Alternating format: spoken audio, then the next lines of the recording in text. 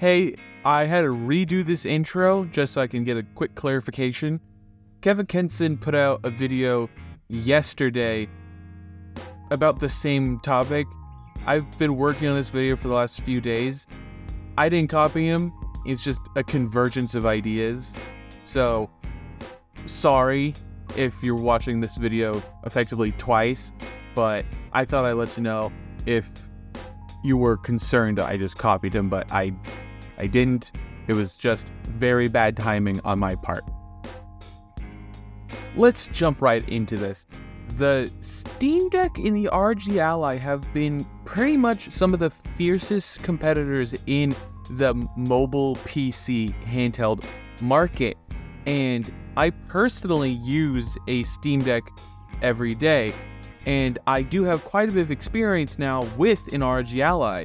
So I thought I would, discuss today which should you buy and see really if one is truly better than the other, or are they just serving two different demographics. To start with, I'll run through the specs. The Steam Deck OLED edition has 512 gigabytes of storage, an 1280 by 800 HDR OLED display, 7.4 inches in screen size, 90 Hz refresh rate, and has Wi-Fi 6E, a 50 watt-hour battery, 45 watt charger, and 16 gigabytes of RAM. The ROG Ally has a Z1 Extreme or Z1 Non-Extreme processor. It has a 7-inch 1080p 120 Hz refresh rate screen at 500 nit brightness, 16 gigabytes of 6400 megatransfers per second of DDR5 RAM, 512 gigabytes of PCIe 4.0 NVMe storage, and it has a microSD card slot. It has the XG mobile interface, Dolby Atmos surround, and a headphone jack, all that other fun stuff. It comes with a 45 watt charger. And now that we have covered all the major specs of the device, let's start comparing with hardware features. The ROG Ally has an amazing screen. I love the refresh rate, but I just prefer the OLED experience that the Steam Deck offers. And that overall is just much more visually appealing because I don't necessarily ever hit 120 FPS in any game on either device. It just isn't that useful of a feature, but I can appreciate the deep richness of colors and the vibrancy and the beautiful contrast of the OLED screen. That's not to diminish the quality of the IPS panel in the ROG Ally. It is just not as good as the Steam Deck OLED screen. And 90 Hz isn't even that bad of a refresh rate to have. And not all Steam Decks can do this, but there is a way to unlock the refresh rate and have it up to 120 Hz on some models. That's not a justification, it's just something I just found out recently, and I thought I'd share that part. Moving on to the buttons, triggers, etc., just the controls. I prefer the ROG Ally's controls personally. The analog sticks feel a lot more comfortable. I like having only 2 back buttons instead of 4. It's just a lot easier to, hold. I definitely accidentally push the back buttons sometimes on the Steam Deck, and just having only 2 on the back is far more comfortable for me to hold. I don't feel like I'm constantly about to push a button. And the overall quality of the triggers and analog sticks I vastly prefer on the ROG Ally. It's just more comfortable for me. I do have slightly, medium to small sized hands, and I just found the Ally's smaller size a little bit more handleable, easier to use those controls than on the Steam Deck. A major thing though in the Steam Deck's favor are the touchpads. Having those 2 touchpads make using the Steam Deck in desktop mode so much easier. And I personally run Windows on my Steam Deck, and the ability just to use a touchpad like a normal, laptop, the ease of use is so much higher. The ROG Ally not having a feature like that definitely makes navigating Windows, which is the default operating system on the Ally, so much more of a chore. And the fact that the Steam Deck has those is just an amazing usability feature. And it's clear indication that this is a very important feature for these kinds of devices to have, as seen by all the competitors that came after the Ally including new Neo devices. The Legion Go has touchpads on it too. And it is just an amazing quality of life feature to have, and it's shocking that the Ally did not have those, making us use Windows in touchscreen mode, which is just terrible. This next part of the video is going to be discussing SteamOS versus Windows. And in general, while I find SteamOS far more easier to use and far more friendlier if you're new to handheld PCs, Windows is probably going to be, if you're more familiar with these kinds of devices, a more friendlier system to use, purely on the basis of that you could just install whatever you need to and not have to go through the whole rigmarole if you want to get like the Epic Games Launcher going, if you want to get Battle.net going. The limitations with SteamOS allow increased accessibility and ease of use, while Windows less unforgiving, more Windowsy sort of methodology in doing things allows greater flexibility in the things you can do.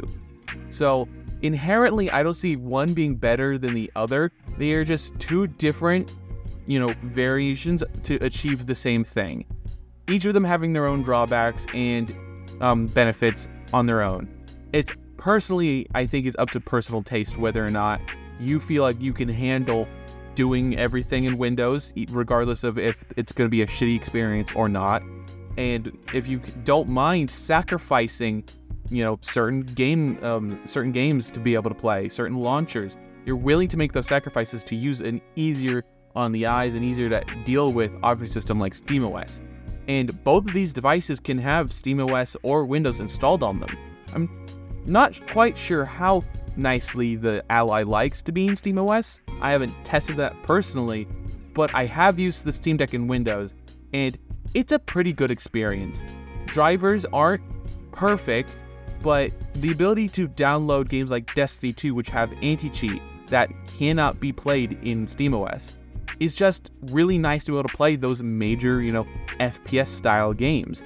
And it's just really convenient to be able to play those on the go. Something that I could not do before in SteamOS. So I just thought I'd give my 2 cents on the SteamOS versus Windows battle for this particular instance. Moving on to the performance section of today's video, I just want to state that I used a Z1 Extreme equipped ROG Ally, not non-extreme. Just so you know that because those two chips perform very differently. So just so you know, I used a Z1 Extreme variant, not non-extreme, against the Steam Deck. For my testing, I used an assortment of games that will be playing on screen, and on average, the Z1 Extreme equipped Ally does outperform the Steam Deck by a significant margin.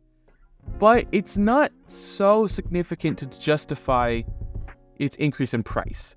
The Steam Deck's performance is plenty acceptable in the SteamOS operating system, and switching to Windows can see performance increases in certain titles, but also some titles see a decrease in performance. For instance, Tiny Tina's Wonderland, which performs phenomenally on both devices when they're both in their original operating systems, but moving the Steam Deck to Windows sees a noticeable decrease in frame rates. Other instance of something like this happening is in Halo Infinite. I go from having anywhere between 45 to 50, even sometimes hitting 60 FPS depending on the map in Halo Infinite, to pretty consistently being anywhere between 30-ish to like 45 FPS in Windows.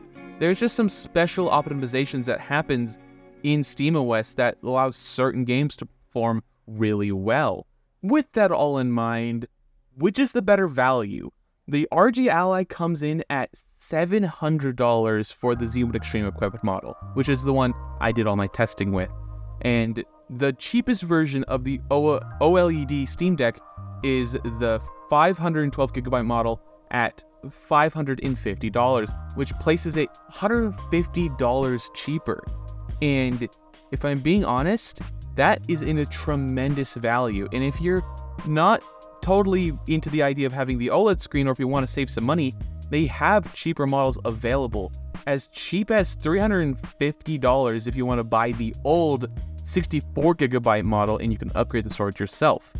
like I and some others have done in the past. Compare that sort of method of doing your product SKUs to the ROG Ally, and the Z1 non-extreme version at $600 performs so much worse than the extreme variant that it basically performs just only like maybe 5 or 10% better than the Steam Deck currently does, which for close to $50 more expensive, I just don't see how it's worth it. With all the other drawbacks that Ally has, I just don't see that being a very compelling value. If you want the best mobile gaming experience in terms of performance, the Z1 Extreme equipped Ally is just the best option. That or the Legion Go, which will be its own video probably sometime next week. So in the terms of the value king, it's the Steam Deck. For the performance crown, that goes to the Ally. So hopefully this helped you, narrow down your decisions. Sacrifice a little bit of performance to save a lot of money, or pay a lot of money for that best possible performance you can.